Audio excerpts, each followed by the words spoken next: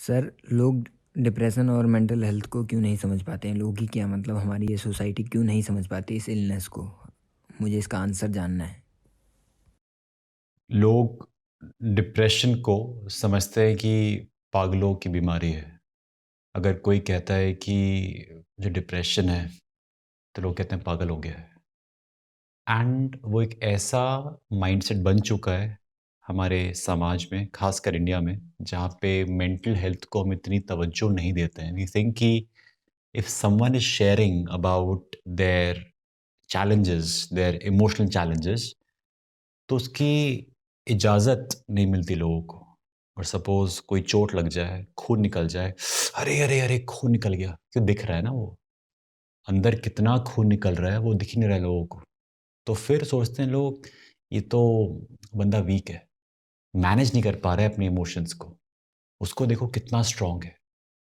ये नहीं पता कि जो स्ट्रॉन्ग दिख रहा है इंसान, वो अंदर से कितना वीक है।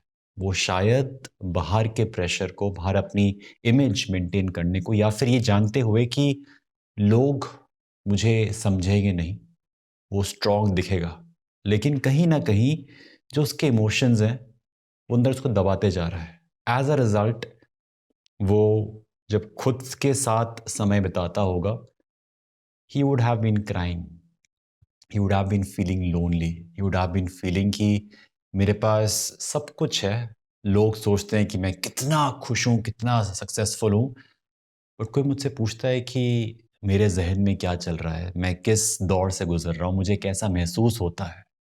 ऐसे बहुत सारे लोग हैं who have achieved lot of success in their life, still they commit a suicide. बहुत सारे सक्सेसफुल लोग, मैं ऐसे सक्सेसफुल लोग, success as per society standards where you have name, fame, money, everything in place, still लोग सवाल पूछते हैं कि इसने सुसाइड क्यों किया, इसने ऐसा कदम क्यों उठाया, सब कुछ तो परफेक्ट था।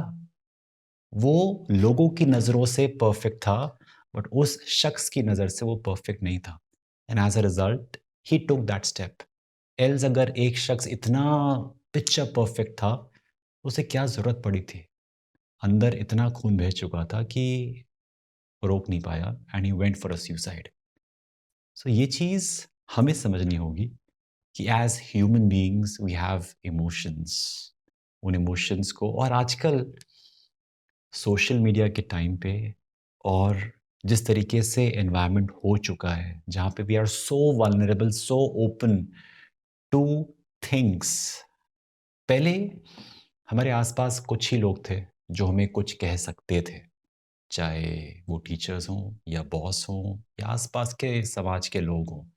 आज सोशल मीडिया पे अगर कोई अनजान व्यक्ति है, जिससे आप कभी मिले भी ना हो, कुछ भी कह दे आपको, चुप जाता है। यू फील कि अरे मेरी वक़्त नहीं है, मेरी सेल्फ वर्थ नहीं है। We go through lot of emotional challenges, and उन इमोशंस को समझने के लिए हमें लोग चाहिए जो मेंटल हेल्थ को उतनी ही इम्पोर्टेंस दें जितनी फिजिकल हेल्थ को दें। So it should start from a point that we as human beings are made up of lot of emotions, and to manage those emotions we should understand the mental state of the person. That will make everyone more successful, more balanced. One last thing, today we talk about emotional intelligence.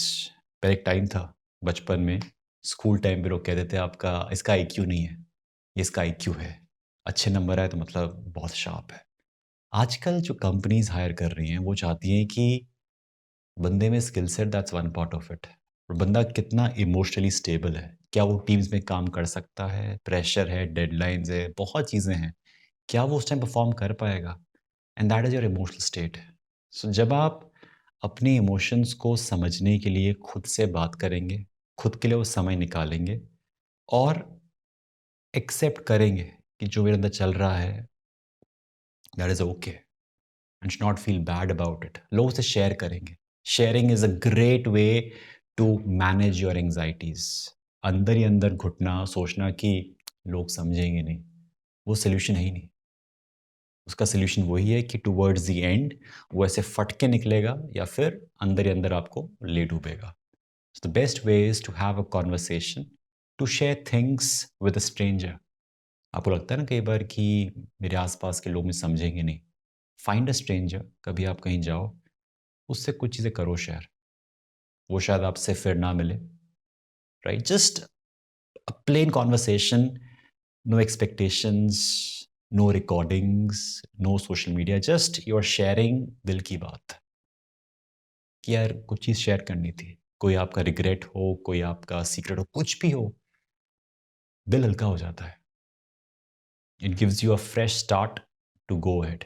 Else वो जो baggage है उसे carry करते रहोगे, करते रहोगे, करते रहोगे, और अल्टीमेटली हार जाओगे.